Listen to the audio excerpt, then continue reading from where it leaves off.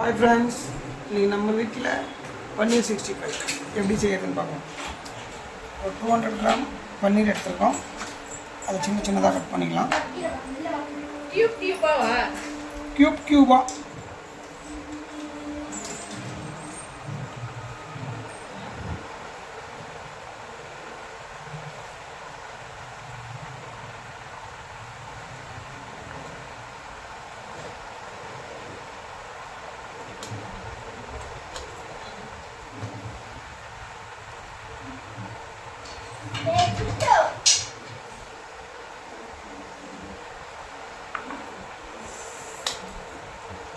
மசாலா போட்டுக்கலாம். வீட்டில் அரைச்ச 65 மசாலா போட்டுக்கிறோம்.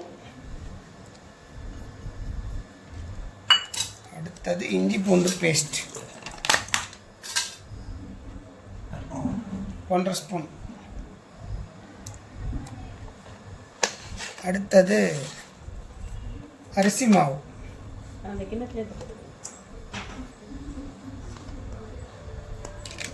ஒரு 1/4 கப். அப்புறம் கொஞ்சம் கொசு, அப்புறம் கார்ன்ஃப்ளவர் மாவு.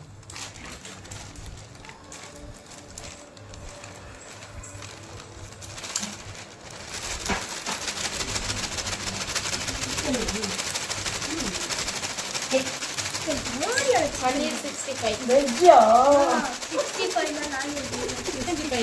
அதெல்லாம் போடுறா. நான்வெஜ் தானே நீ கவுச் சாப்பிடலாம், பரவாயில்ல, காயெல்லாம் கொஞ்சம் சாப்பிடு, ஓகேவா? அவன் எதுக்கு வெயிட் லாஸ் பண்ணதுக்கோசம் தான் நான்வெஜ் சாப்பிட காட்டலாம், நீ தப்பு கிடையாது. அப்புறம் தேவையான அளவு உப்பு. நானும் எல்லா வீடியோலாம் பார்த்துக்கிறேன். இதை 10 கிராம் போடுங்க, அதை 10 கிராம் போடுங்க சொல்லுவாங்க. ஆனால் உப்பு மட்டும் தேவையான அளவு போட சொல்லுவாங்க. எவ்வளோ பெரிய செப்பாக இருந்தாலும் சரி. நீங்கள் எவ்வளோ போடுறீங்களோ அதுக்கேற்ற மாதிரி போடணும். அப்படி இல்லைங்க, ஒரு மசாலா போடுறீங்க, ஒரு ஜீரகம் 10 கிலோ 10 கிராம் போடுங்க, இது 10 கிராம் போடுங்க, தனியாக கட்டிடணும் கொடுங்க. பைக்கும் பிச்சுலாம் அப்போ நம்மளோட பன்னீர் தவா 65 ரெடி ஆகிட்டுருக்கு. தான் ஃபஸ்ட் டைம் பண்ணுறோம்.